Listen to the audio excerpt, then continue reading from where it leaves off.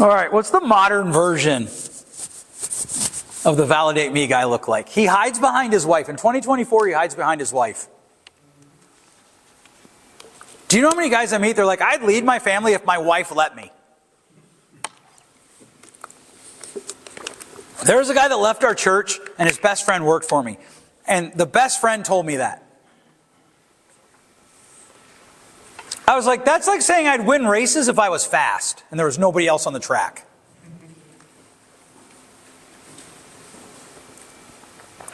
They disengage by doing soothing things. That's why I picked a gamer. But could be golf, could be sports, could be watching sports, could be reading. All the holics, alcoholic, drugaholic, which I know isn't a word, workaholic, those are the validate me guys. That's the mindset.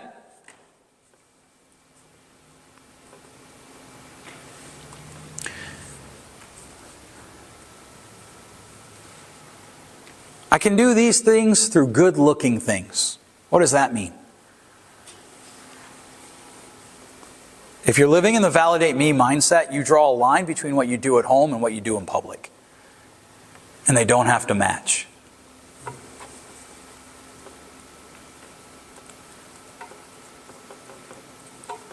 You draw a line between it.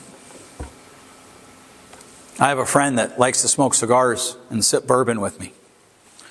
So one day, he and I are out, and we're going home, or we're going to my house. We're going to have a fire. And so I don't have any cigars at home. So I stop at the cigar store, pull up, park in front of the store. I walk in. I come back out, and I'm not kidding you. He is so far down in the seat, I thought he got out of my truck. So I get in, I'm like, and he pops up, I'm like, what is going on? Oh, so-and-so went to the tax store. And I didn't want him to see me parked in front of the cigar store. Why? Well, I don't want him to think that I smoke cigars. But you do smoke cigars. Yeah, but I don't want them to think that I do. I don't understand.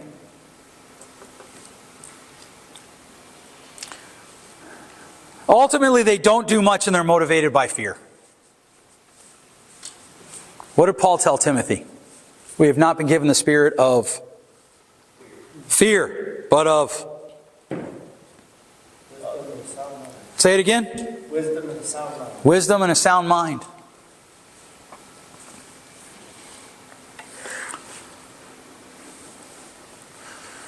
Both the victim and the validate me are characterized by fear and anger. Because anger always comes with fear.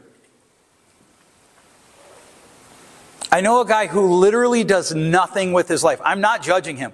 I'm just telling you, he doesn't do anything with his life except watch a news station named after an animal and complain about the world. That's it. And tell me what's wrong with his church all the time. His pastor doesn't preach on this enough. His pastor doesn't do this enough. And I finally said to him one day, I'm like, when was the last time you told anybody about what it means to be loved by Jesus? I don't have to do that. Yes, you do. And could I suggest to you that the reason you're so angry is because you're afraid? Because that's how it works. In psychology, we call anger the cover-up emotion. It's a secondary emotion. You have to think about your emotions like a ladder. Primary emotion is the first rung. Secondary emotion is the second rung. There are some tertiary emotions. That would be the third rung. Anger is a secondary emotion. As we move further and further away from objective truth, we are trying to make anger a primary emotion in our society. But here's the thing. What's the Bible say? Be angry and sin not. You don't have to stop being angry. Just don't sin. It also says do everything without complaining or grumbling. That's where my friend gets caught up. They lack self-control, gentleness, and kindness. Do you know what list that comes off of? The fruit of the Spirit. They blame others, and they often are characterized by inaction. Personal reflection and discussion. Do this tonight, maybe tomorrow. I know we're going to get you out of here a little bit early, but it's still going to be kind of late. How have you played the victim in your life? Where have you sought out validation to your detriment? Where have you failed to lead because you were afraid? What are you hiding behind? We don't always hide behind our wives. Sometimes we hide behind our childhood. Sometimes we hide behind, like, legitimate hurts. How does fear drive your life? My daughter's 21. Her boyfriend lives in Chicago. We live in Michigan. It's about a 3-hour drive. I remember the first time she was like, hey, I'm going to go to Chicago and visit Brian. Is that all right? I'm not going to lie. I wanted to drive her. I had driven her before that. While simultaneously often lamenting to my wife that we're elongating adolescence. We're making kids, we're not making them, but we're providing an environment where they don't have to grow up.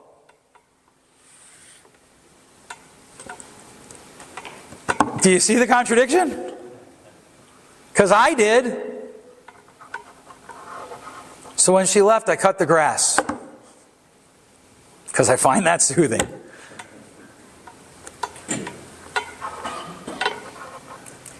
I remember the pit in my stomach. We're from the country. We live on a dirt road where if you see 3 cars in 24 hours that isn't one of the people that lives on the road, that's a busy day. And she's going to go drive in Chicago. Bunch of heathens that don't love Jesus and don't know how to drive. Fear. All right, I know I said there's that app. I haven't gotten any notifications. I don't know if anybody sent me one. But do you have any questions? I want to talk about what we're going to go over tomorrow here in a minute. But are there any questions about this?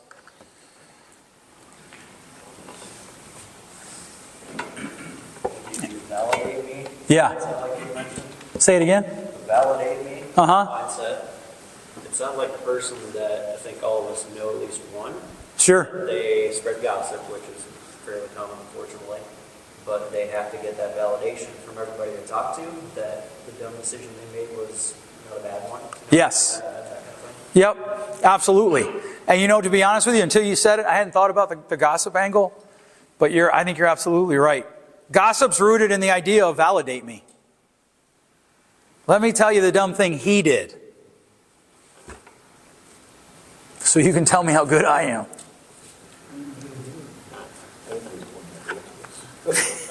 I was trying to find the space between you. Right here, full on. That's right. That's right. Any other questions? That's a good question. Or a good point. Any other points? If you want to ask me a question on your paper, there's a website. It's my website, joemartino.com. You can find almost everything related to my life there as far as socials.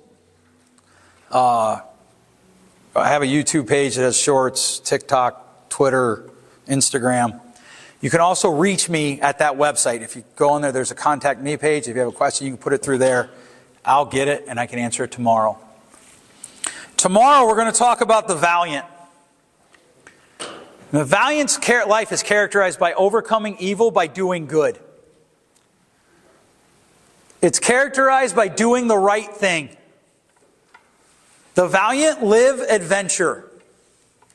That's why we took that run back to the 90s there for a minute and listen to Stephen Curtis Chapman. They say no regularly. The validate me mindset can't say no. They mentor others, and my favorite, they fight the fight. That's what we're going to talk about tomorrow. When I was setting this up, I feel a little bit like tonight's kind of the depressing run and tomorrow's the not depressing run. Because tonight's kind of about like, man, like we've all been here and these suck. Right? Like I can, without working hard, I can tell you about times I've lived in both the victim and the validate me mindset. And it has gone bad.